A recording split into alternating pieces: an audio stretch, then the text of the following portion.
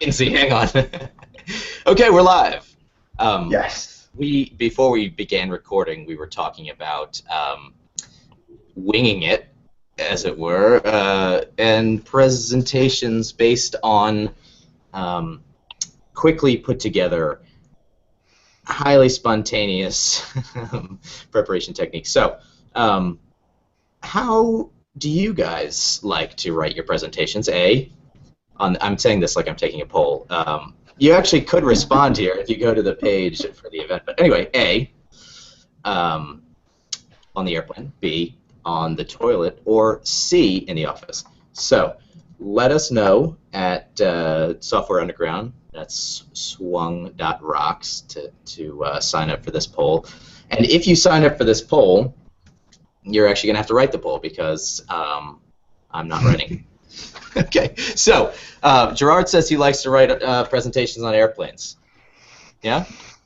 Yeah, that's true. And the irony, anyone listening to this that knows me is going to be like, think that this was a run-up or a dig to me because I'm always a person doing it like before the actual talk. Like at EAGE, I was literally still editing my slides, editing in some last-minute results, and I got my intern to get up, to run down the corridor to upload the newest version of the presentation, like 20 minutes before we were going live. and the irony being that this conversation started off just now about how I was actually prepared. That's right. Like So, shock horror never happens. Gerard has put an awesome amount of material into our show notes. You guys should go check it out. There's a link in the description of this thing. And it has links to all of his projects. It's got descriptions of everything it's doing. It is amazing, and we're going to run through it all during the podcast, which I'm not sure if we've actually started the podcast yet or not. But anyway, if we have started the podcast, we're Undersampled Radio. This is episode 16. And we have a very special guest for you today. I'm not sure if you can guess who it is, but we'll introduce him soon. In the meantime, I'd like to say a couple things about news. First, Unity 3D, the gaming platform builder thingy, is started a new collaboration feature set called Unity Colab. And it's still in beta, and I'm not sure you can apply for the beta. You don't have to be invited. And so I'm waiting on my application to be accepted. But it should be pretty cool because the stuff you build in Unity is so big. It's got all these huge objects and big object files and all this stuff. So it's gigabytes and gigabytes and gigabytes. So it's a pain in the butt to share it on GitHub. So get pumped about Unity Colab. I'll be there. And guess what I'm going to put up? Some virtual reality seismic visualization system, which I've been working on for a little while. No idea what I'm doing. No idea what I'm talking about. But you're going to be able to play with seismic data on the HTC Vive. And also, I will put a non-VR version, which is just like a 3D rendering thingamablob up there. If you want it, it's not quite ready to go yet, but I'm hoping a week it'll be ready. Let me know. It's if you've ever used any of these 3D interpretation tools that cost $100,000 a year or whatever. This isn't as good, but it is free, so you can check it out. And then when it's on Unity Colab, I'll post it on Twitter and what have you. So Unity Colab, it's kind of like GitHub, is it? But for Unity projects, so it holds everything, the objects and the code. Yes, I believe so. Now again, I haven't used it yet because I haven't been accepted, but it sounds like it's a version control system, live and direct. So I'm pretty excited about it. It should be pretty cool. I've been wanting to share my project with someone who knows more than I do, and it's hard to do it without GitHub. And you can still do it on GitHub. You have to use their, what do they call it, large file system service, something like that. I don't know. Yeah, you run out of space pretty quickly. We try to use it, particularly when you're doing anything related to seismic. I tell you, yeah, like the other people's idea of a big file and your idea of a big file don't quite match up. I put a note out on Twitter the other day, and I said I was just kind of like physically organizing the hard drives and stuff I have in the office. I put a note out that said I have like, I can't remember now, 20 or 25 terabytes worth of drives here. And I said, is that a lot of storage? What do you guys think? And it was really cool, man. I got all these replies in about everybody's little domain-specific needs for storage, which was cool. I had movie people, like Hollywood movie people, say, oh, blah, blah, blah, however many movies can fit on this space. Or we had some LiDAR people come back with us. It was cool. So it's big, it's heavy data, whatever. But we're all doing it, man. Mm-hmm. Graham, okay. Let me ask you. I say one thing, like we've been playing around a bit as well with Oculus Rift, just for a different application. So the first problem we ran into, at least in the first day of usage, was nausea. Like, you know, how have you been getting, like, not being smart or anything, but we were looking up then ways to reduce nausea, and drinking beer actually was one of them, which I thought was it? Cool. Yeah. How many things did you try? Well, tequila. There's a long list. But what's your experience? Like, I know that people are trying to work on this, reduce the nausea, these types of effects. Was this a problem for you? It remains a problem for me. As I say, I had no idea what I was doing, so I just started throwing things into VR.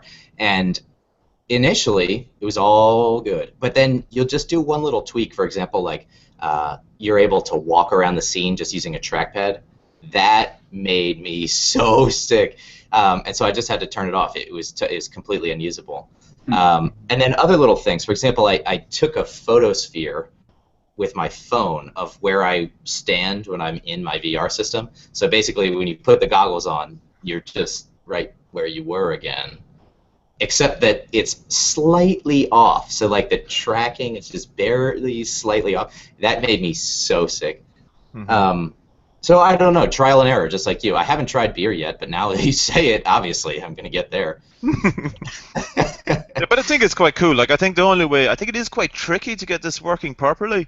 But I think what I'm quite excited about is as long as there's a community of people out there tricking with it, because the trial and error for one person quite sucks, right? It takes you ages. But when you have a whole community of people doing trial and error and sharing it, and hopefully this is a fun thing as well, so it'll get more buy-in from people just being able to trick around with it. I can't. I'm trying. And I put it on my expenses, so the kids love it, right? Yes. I'm on Google right now. I'm trying to find the word. Isn't there a new word for VR sickness other than VR sickness? The opposite of. So here's my understanding. Let me explain something that I know nothing about. Again, when you're on the boat and you're motion sick, it's because your cochlear fluid is moving, but your visual perception isn't moving, right?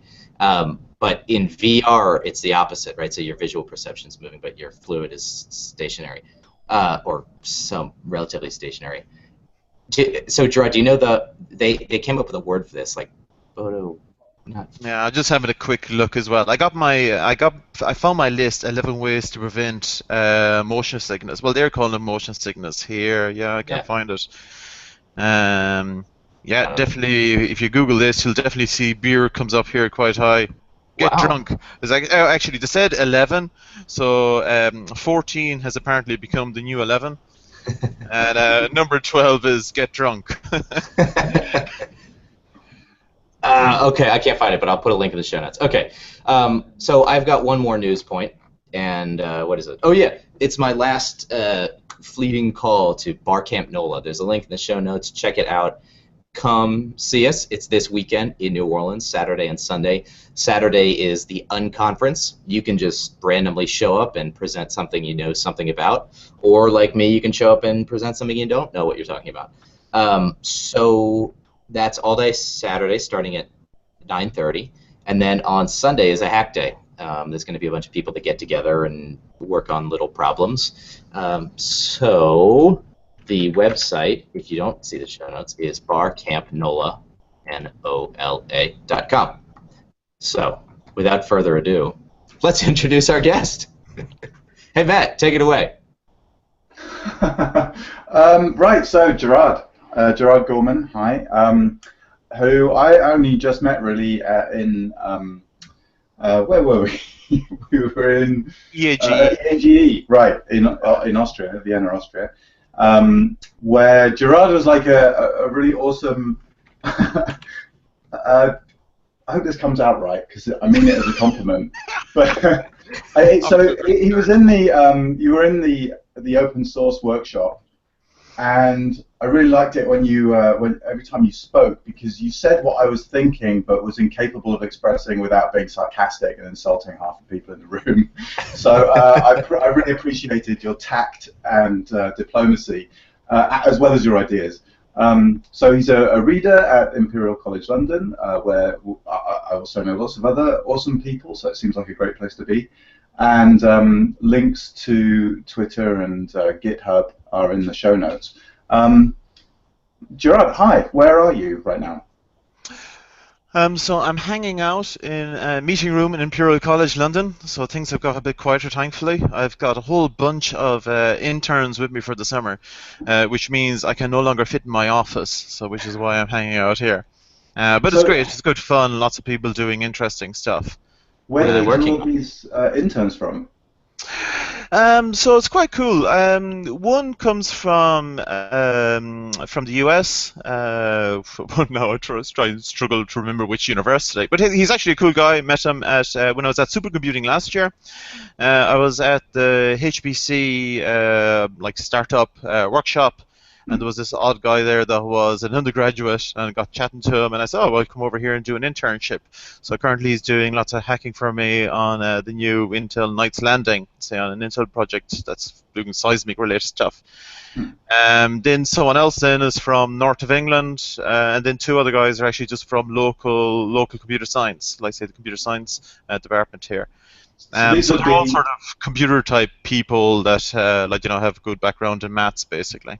Right. But I guess I'm accustomed to thinking of the slave labor around universities being done by grad students and whatnot. But these are undergrads who are looking for something to do during the summer. Yeah. And these are paid positions. Well, it's because it's really quite. I think it's a good scheme that they have. So it's just a particular program where, it's much more productive than working at McDonald's, right? And like very often, like there's a lot of sort of bright kids out there. And I think this is a really good opportunity because it's not so expensive. You can try maybe some crazy ideas, like stuff that you haven't got time to look at. Like say, for example, like one of them is working with Open Cascade. And Open Cascade is a really cool like open source project. It's one of the few like open source projects out there for dealing with CAD and all that type of stuff. But it's a real pain to get to grips with the API. So a couple of times I sat down, read it, and then I just didn't have the time. So it was great, I got him to start focusing on it instead. He mocks up some stuff. So like I give him a specification. I say, okay, look, try and write these unit tests to do some basic stuff that I'm interested in integrating with something else. So he spends a few days like RTFMing. Going through the forums, figuring out how to get the damn thing working, and then he writes up on GitHub. Like it's a little open source project up there at the moment. If someone wants to go to my GitHub page, so it's open source, and then he'll just put together the example and show how exactly you use this thing. The other one is, and this is where I got talking to Graham originally, was I was trying to basically mod some video games. So a lot of video games are quite cool because they have like millions and millions poured into them for the development, make them look really cool and stuff. And being scientists, we're really usually quite rubbish about communicating what we do to mortals and non-specialists. So we had some ideas about just taking some of these games that had good realistic physics models and then modding them for our purposes so that we could illustrate what it is that we were trying to do.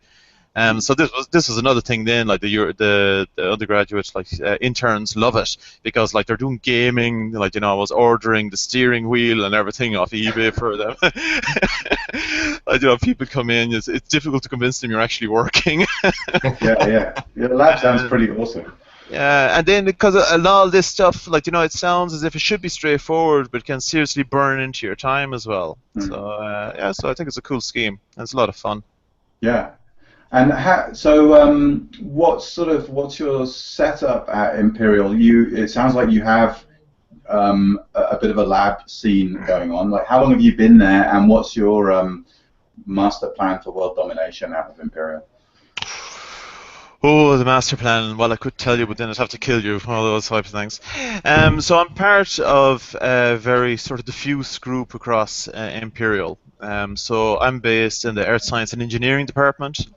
But like an awful lot, like historically, I've been doing a lot of interdisciplinary work. So I have done my time doing CFD, doing ocean modeling, doing more CS and high performance computing than what's healthy.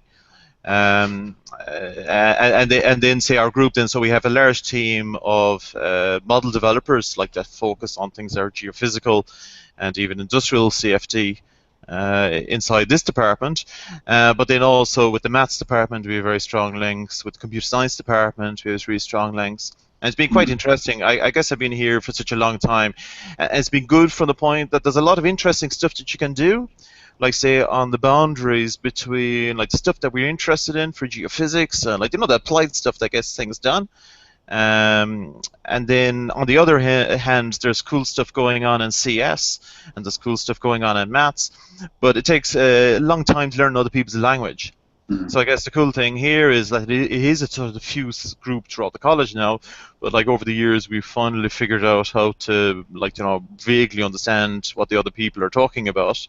Yeah. And then so I think it's an exciting area of research then, where you can sort of really exploit their cutting edge stuff, and you actually give it some context then. So it doesn't become just an academic toy thing from them. They're excited by seeing it going into a real application, doing real stuff as well.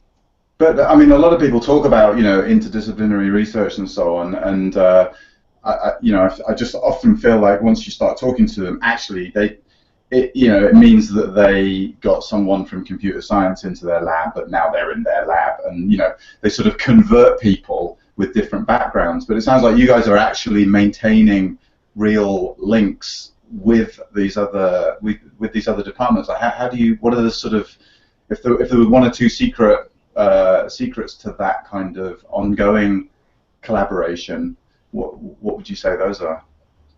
Beer. Yeah, main one. Seems to be a common theme over there. Well, maybe socializing is one of the important things, Yes. And yes, you guessed me, okay? And I think a really important part of it is communication. And I think you're in the wrong business, I think, if you're not doing this kind of stuff and if you don't think it's fun. I think you really have to sort of question your career choices. Yeah. If you don't find this fun, and it is fun to talk about stuff, and it should be fun to talk to these guys and figure out what they're doing, and it might make your head hurt from time to time. Say, oh my God, I have no idea what you're talking about. Can I try and figure out how this might be of use to me? But then it's very rewarding. But as long as you treat it as a fun process, because it is fun, and then you can create stuff and all the rest. But it doesn't happen overnight. If you have to learn a new discipline or something, or at least understand it, it might take an investment of years even, but it's tremendously rewarding, I think. And I think that really, if you want to do something interesting as well, I think you have to be happy with mixing things up and working on the boundaries and having fun understanding what other people are doing. And admitting, saying, I have no idea what you're talking about, grabbing people for help, asking questions and not be afraid to be stupid. So when it's someone like me, I absolutely have no shame whatsoever, so I'll ask any kind of a question without any regard for how stupid it might be. But I think in general, I think this is an important thing. People communicate and have fun and try and build stuff. So what kind of stuff are you guys building? What's your number one project you're working on right now? So I've got two number one projects. So, so the one that's really relevant here, I guess, is this OPESCI project. So I think this is a quite one thing actually. That's a theme that goes through nearly everything that I do and say and that I'm involved in. I just forget to say it so much. Yeah, I mean, we get to say it when you take it for granted too much, is open source. And I guess this is one thing that really struck me, because I'm relatively new to the exploration community. I really only got into this subject, like maybe about 2 years ago, so I've had an awful lot of learning to do. But what I found is moving from other application areas and sectors into this area, like it's a lot more closed than perhaps any other area I've worked in. Like I think I could probably find more open source code for nuclear engineering than or something else that has national sensitivity issues, security issues associated with the oil and gas industry. It's quite insane.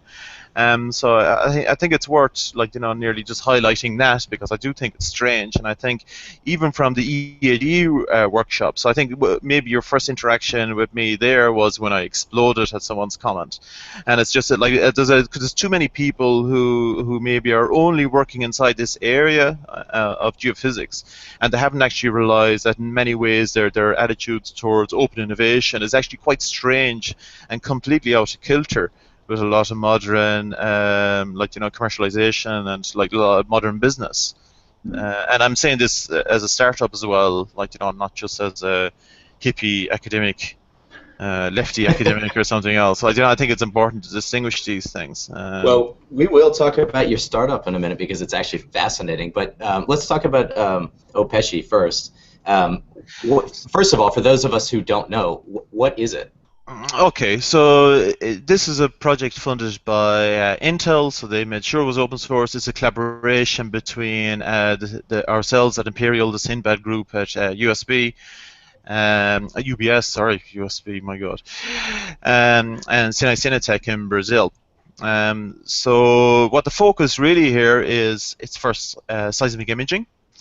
And the problem, I guess, that we're trying to solve is that there's computers are getting more and more challenging to optimize code for.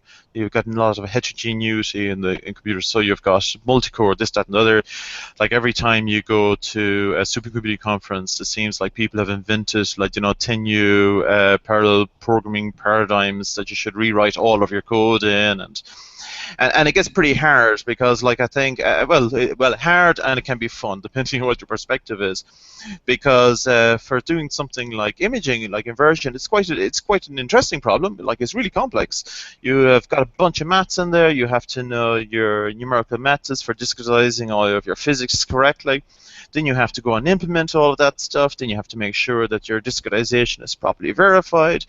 Now you have to optimize it for one architecture and probably a number of different architectures, depending on how good a sales pitch a particular vendor did to you that you bought their special multi-core magic sauce. And quite quickly you end up with hundreds and thousands of lines of impenetrable code that no one can make head nor tail of, and you have absolutely no ability to innovate. So as soon then as you get your very interesting mathematician collaborator to come up with a new discretization that's going to do wonderful stuff for what you're trying to do and be much more efficient and accurate, and then you say, fantastic, now all I need is a PhD student, and hopefully they'll get it implemented sometime within the next 3 years. And then if it turns out to be interesting and they manage to get it work, we'll pay another specialist, whatever, another number of years to optimize it and whatever architecture. So the value proposition from our perspective is, well, it's a lot of repetitive stuff, can we use code generation? So this is the whole thing of what they call domain-specific languages, or DSLs, code generation. So what we try to do is start at everything at a very high level. So at a mathematical level, we exploit things like symbolic math engines, like SymPy, like symbolic Python, which is another great open source package. So when we have that high level representation, and then at the back end of that, this then is why I was sort of building up, why do we collaborate and talk to other people? So the other team of people that I work with, then they write compilers for a living. So we basically write our own back end then for things like SymPy, where we take all of our maths for doing all our cool propagators and adjoints and whatnot. And then because it's already in an abstract form, and because we know where we want to go with it, we're able to generate all of the code for it. And then the really cool thing is that we can be very aggressive about the optimizations. So all those really painful hand-tuning optimizations that no one in the right mind would implement, or even if you do implement it, it's completely unmaintainable. You don't care because just the computer goes and does it all for you. So at the moment, like our code base that does all of the work, like we have got acoustic for like 3D, you've got your VTI, TTIs, and adjoints associated with all of that. Our entire code base is 3,000 lines of code. Nice. Written in Python, which is basically our compiler, and even that 3,000 lines, I think is about 500 of those are just to read those damn SegWi files. Like, once again, is there ever a case for like an open source stack inside in this community? That must be it. But then with the coding that's actually generated automatically, like the low-level C code that's factorized and what have you. Like that runs into, like, you know, like many hundreds and thousands of lines right off the bat. But like humans didn't have to write that. That's the key thing. So it's great then. Like, you know, if we have new discretization, it's an afternoon's work then for a geophysicist to write something in a high-level language that's actually palatable. And then the symbolic math engine does the really horrendous, like the calculus for you and expansions and whatnot. And then when the code is generated, like, you turn on a bunch of your compiler technologies that does the code generation and auto-tuning, and you've got code that's running at near peak of the machine. So it's not a case of saying, because what this whole project, I guess, and maybe what the tagline for this project is, this is supposed to be an elevator pitch, right? It really want to be a very high building for me. But I guess that always, like, people like to quip that, like, say, when they talk about high-level languages, that you can either have good abstractions, high-level abstractions, like in a high-level language, or you are performance, but you can never have both. And I guess that's ignoring that there's this whole body of work focused on code generation, where this is exactly what you get. You do get both. But it's a lot of fun. We're having a lot of fun with this. It's exciting for dummies like me who don't know anything about coding and prefer to focus on physics. It's exciting for dummies like me. Like, I'm just mainly the cheerleader here. I get a bunch of smart people. I buy them lots of beer. I see nice things. I say, work harder. No, program it quicker. Excellent. So there's links in our show notes to the GitHub page where you can find all of this stuff, and to Senpai if you want to take a look at that. I want to move forward and talk about your commercial activities. So Gerard's got a startup called London Computational Solutions, which looks awesome, and I'll let him explain why. Okay, so so this is interesting because this has nothing at all got to do with seismic. So all the stuff I was just talking about has nothing to do with it. So that's why I meant I have two #1 projects, as it were. But in terms of philosophy, it's actually pretty much identical. So once again, like here, we're more talking about CFD. So in this case, we're largely targeting high-end engineering applications. So I think if you go on the website, you'll see one of the case studies is focusing on calculating the downforce on a track car. So this is elemental cars. So largely what it boils down to is, if you want to get around a corner, and you want to get around it very quick, like, you know, it all basically boils down to what friction your tires are experiencing while you're doing the cornering. And the more downforce that you have that's coming from your speed, like, you know, the more downforce you have, the more friction you have in the tires, so you can get around that corner really quickly. So then, like, there's a lot of interest in terms of designing, like, you know, sports vehicles to maximize your downforce. So the way this is often explained is it's just like getting an aircraft wing and turning it upside down. It's pushing you into the ground. So that's pretty good. So that's a good example of the kind of thing that we try to do then. But in terms of how we but I think from a technology perspective, and even from an open source perspective, like, say, the main, we're built upon code generation again. So all this is finite element methods, where, like, for the seismic stuff is of course mostly finite difference. But again, it's all about code generation. So at the top level, we're still writing stuff in Python, and we're writing stuff that actually looks like mathematics, like, you know, using the unified form language. So this is related to the sister project as well, which is the Phoenix project, which I also encourage you to take a look at.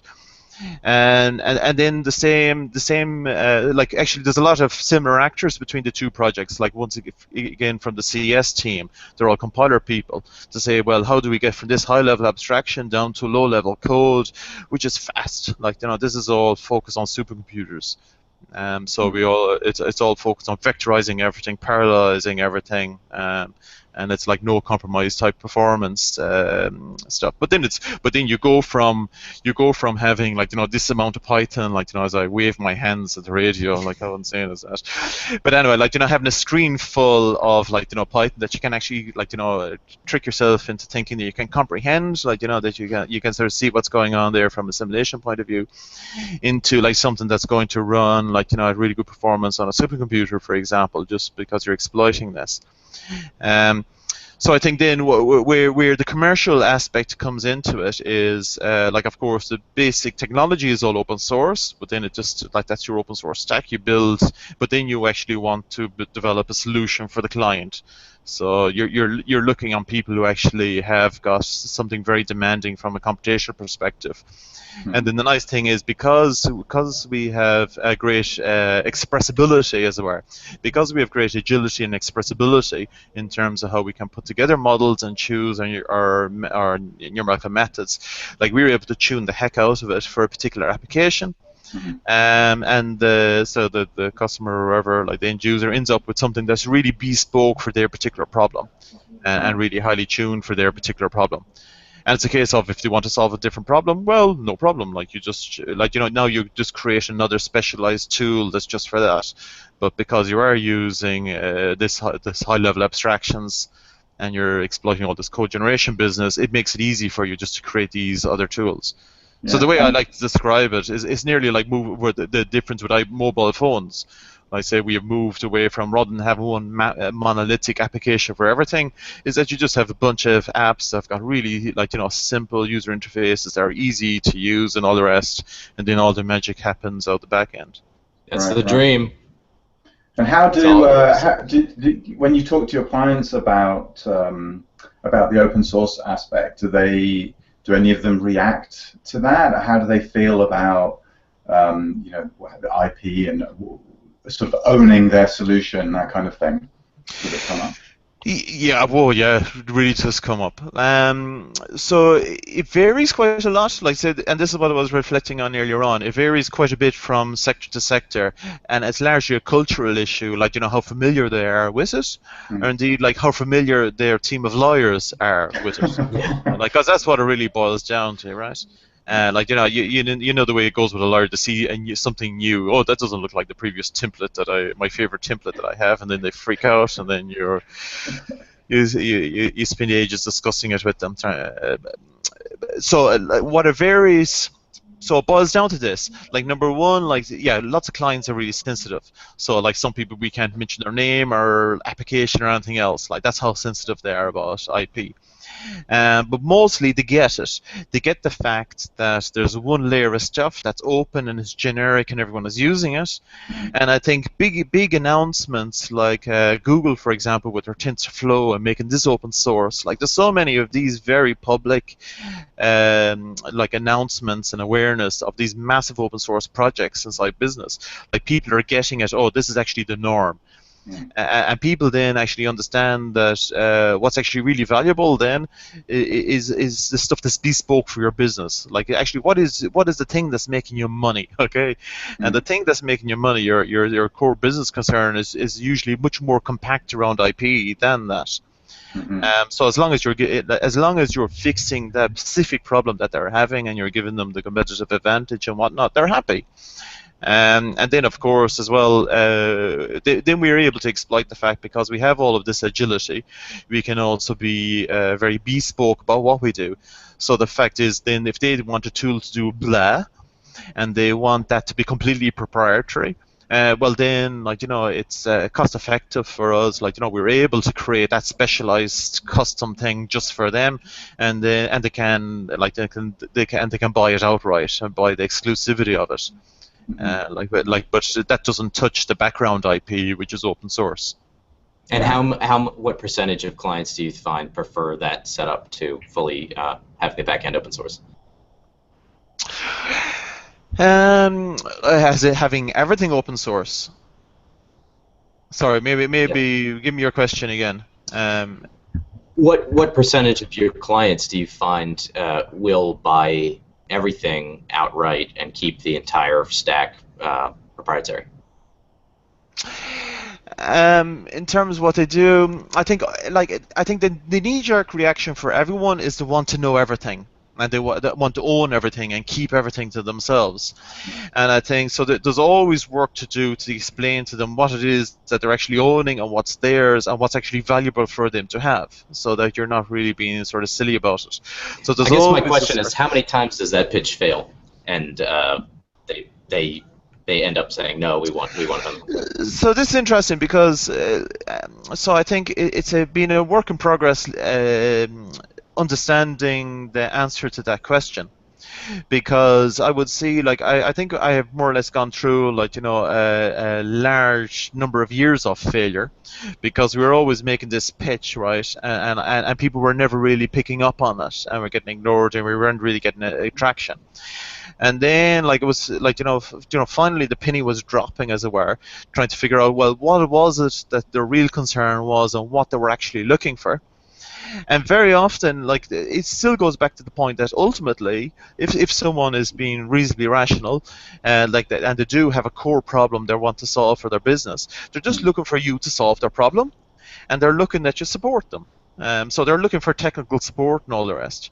So they want the whole package. They're trying to outsource the problem. They want this problem resolved, but then they don't want this came up a bit as well at the EAGE workshop with Matt, and that discussion afterwards.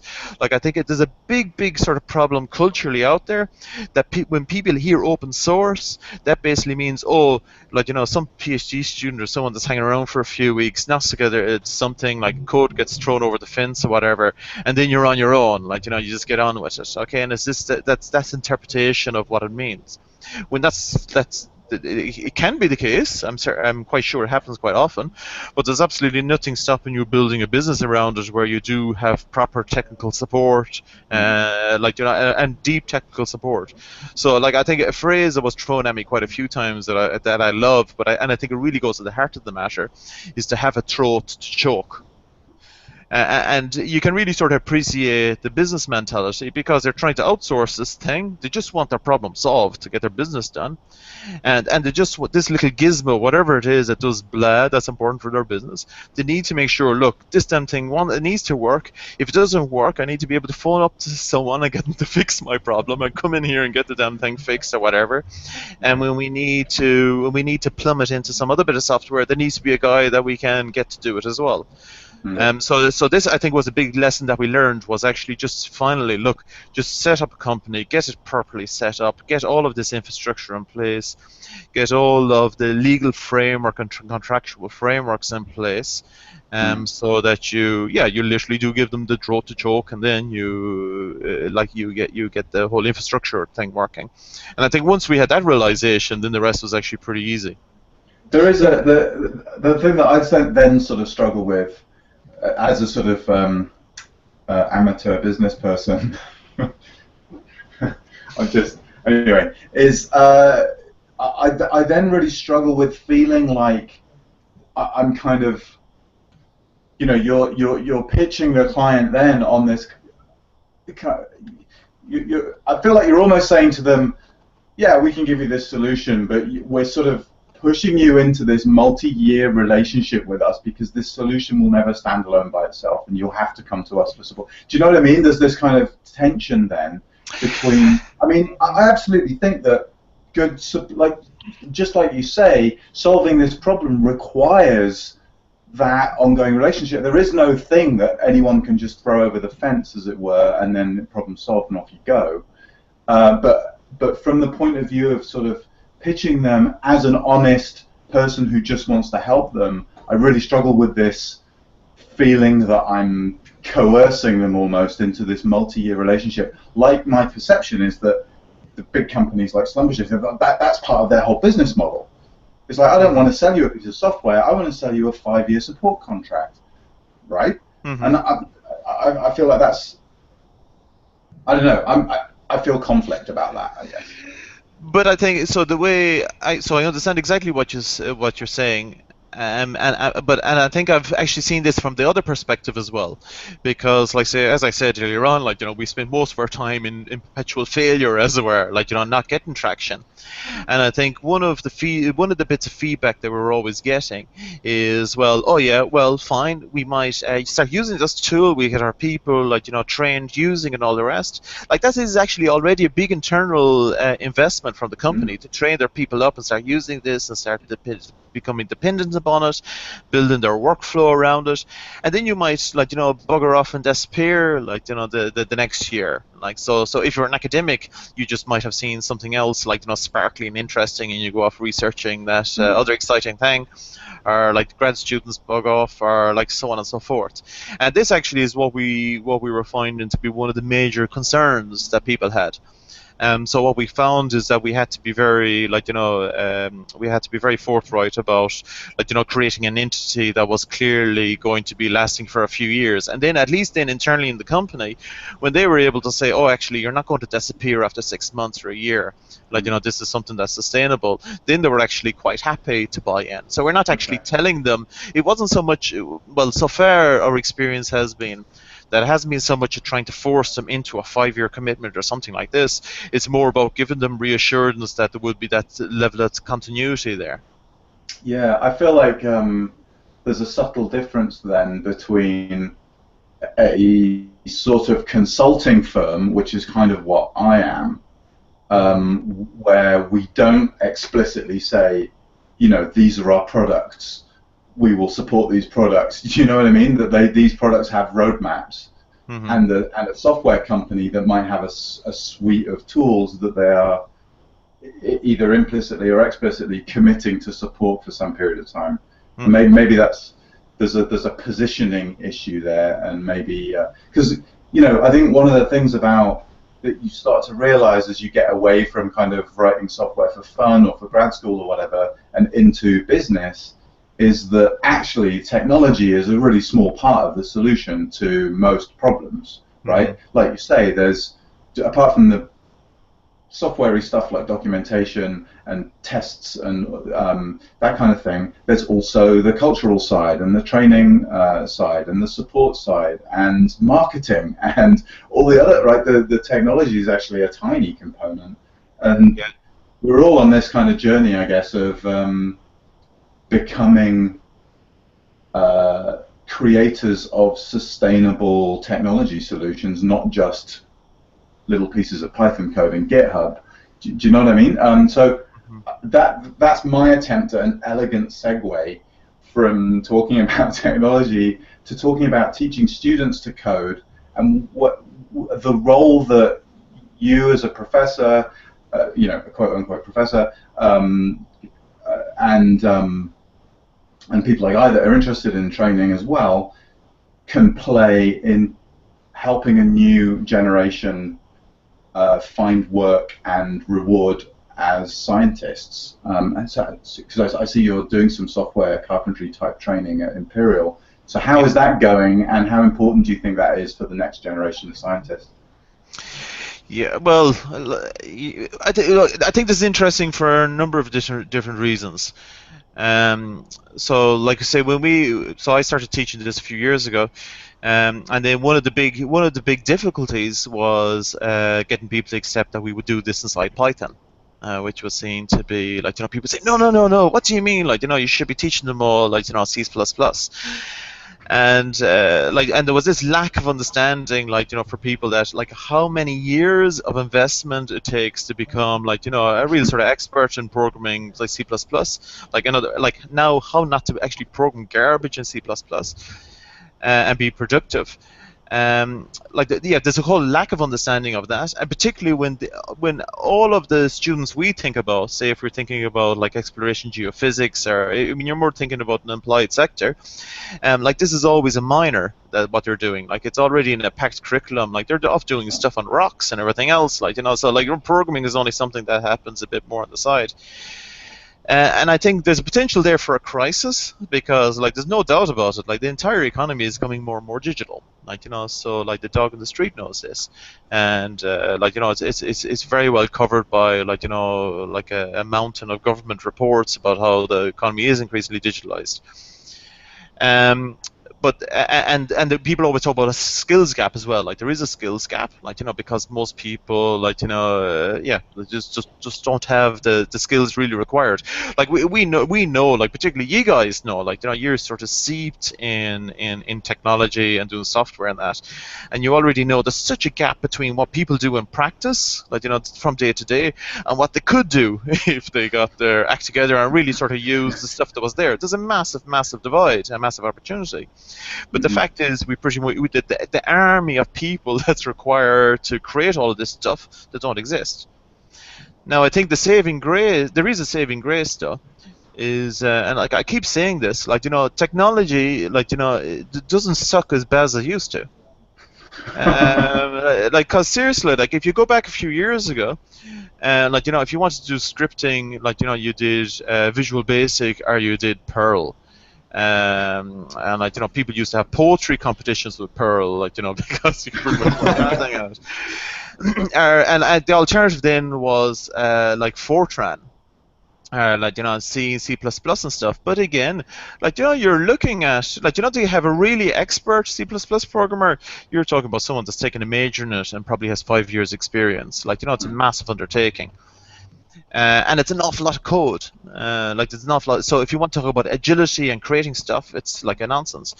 But the fact is, like, Python and, like, talk about Julia if you want, but, like, these high-level things, they're taking the world by storm. You have these, like, great frameworks like TensorFlow and everything with beautiful Python interfaces that allows you to use tens of thousands of processors on the cloud, like, to do your stuff. Like, it's all there, and it only takes a few lines of code. And it is a few, like, you're able to do really disruptive, massive stuff on supercomputers, like, using like maybe hundreds of lines of code, like, once you make the appropriate technology choices. Whereas, like, just go back 10 years ago, you'd be writing all of this stuff in god awful Fortran or something, and, like, goodness knows how many hundreds of thousands of lines of code you're buried in. Now, the interesting thing is, industry today, like, if we talk, well, like, not mentioning names, but, like, you can pretty much say everyone, like, has got this massive technical debt. Okay, you're like, I'm Irish, I don't pronounce THs, you're going to have to deal with it. But, like, they have this legacy of software that, like, that was written, like, 80s, 90s, like, the guys have retired associated with half the code. And people are worried about the rewrite of that, and so on and so forth. And I really think that on one hand, this is really worrying for business. On the other hand, I think for emerging or for small businesses I think this is a really disruptive time. And all it really requires is people say, well, you know what, there is actually new technology, maybe we should actually use it to do this stuff, and you'll be agile and you'll simply outpace the legacy stuff. Well, it's interesting when you mention the new high-level languages,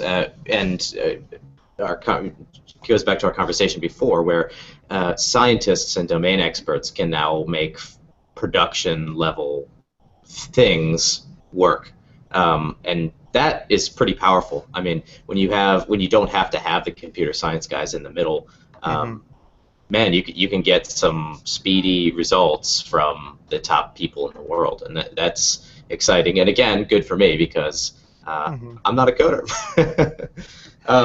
But you are, like, you're making the decision there, and I think, like, I feel quite strongly about this. Like, one of the when I'm teaching programming now, and, like, I teach numerical methods and that, and, like, I still have arguments with people about this, but largely, like, I avoid and I tell them explicitly not to write loops. So people say, oh, you should, like, write out a loop in full so they'll see how to use such and such numerical methods or Gaussian elimination. And I'm there, like, no, like, that's stupid, okay? They're geophysicists. They want to invert something, you show them where to look up, find a library, so your form, your system, and you pass it into this thing that will solve it much faster and using much better methods than what they will ever know how to do, because they're never going to major in that subject.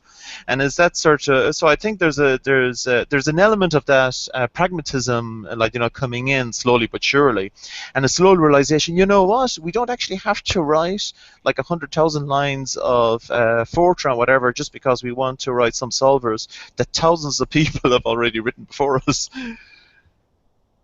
Yeah.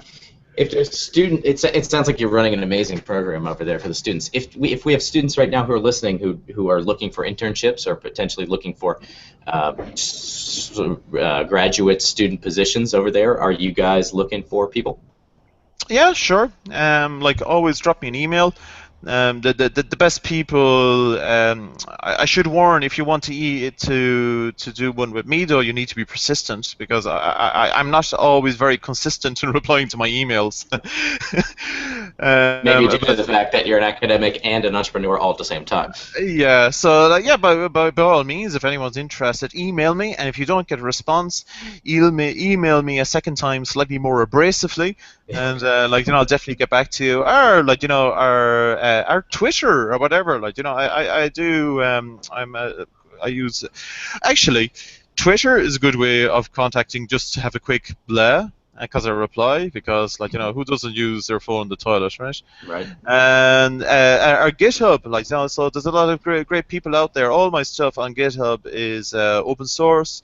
Really keen to involve people. We usually don't bite. So even if you weren't coming as an internship per se, but you just wanted to do a project together or try stuff out, you can always interact with us on GitHub as well, and Slack and everything else. Cool. Okay, so there's links to your email and your LinkedIn there on the show notes, and your Twitter is also there on the show notes. So I encourage people who are looking for positions to get in touch. And if they're not looking for positions and they want to work on some weird little project, GitHub's on there too. Gerard, it was awesome to have you on the show. We covered a ton of stuff, and it was a lot of fun. Oh, fantastic! It's been a lot of fun too.